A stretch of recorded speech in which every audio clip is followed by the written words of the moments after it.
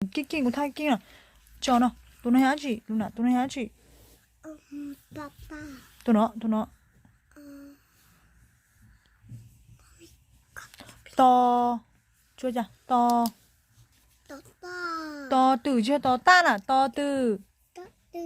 Tụi nó đấy. Papa. Nó co. Coco.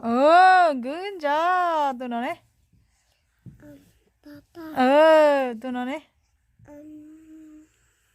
So. Sosa. So sao?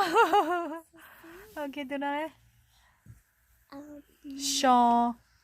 Papa. So. Papa. No, chưa nào. So. So. Tụi nó so gì? Hả?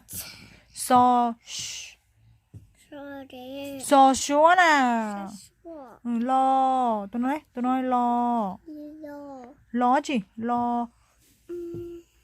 Lo. Lo lẹ. Good job. Tụi nó đấy.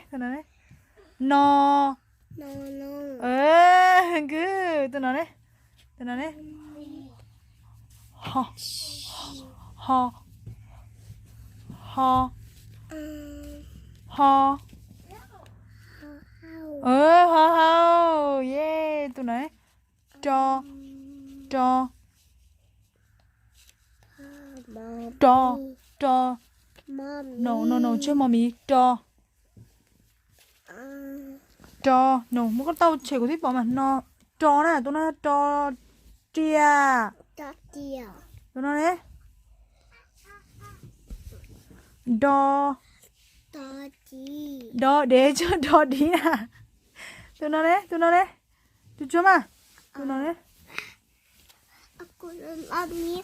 Có lo cái gì lo. Tụi nó đấy. Lagi. Ok. Tụi nó đấy. Cho. Tụi nó cho gì? Cho. Tota. Cho. Cho. Tụi nó đấy. Oni. Tụi nó này. Phở phư. Tụi nó đấy. Mò.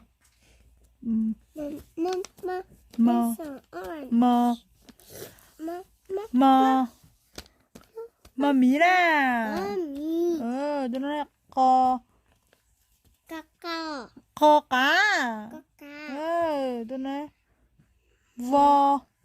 Mommy. Vo. Cái thứ kia hay tụi nó đấy. Vo. Vo va. Papa. Yo. Yo. Yeah. Tụi nó đấy. Yo.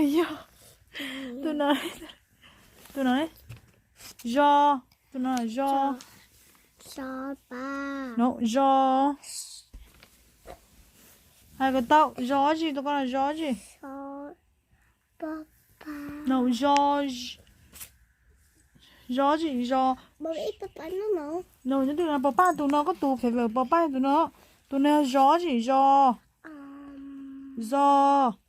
Sopa. Jo dê. Sase. Có chữ kia đi.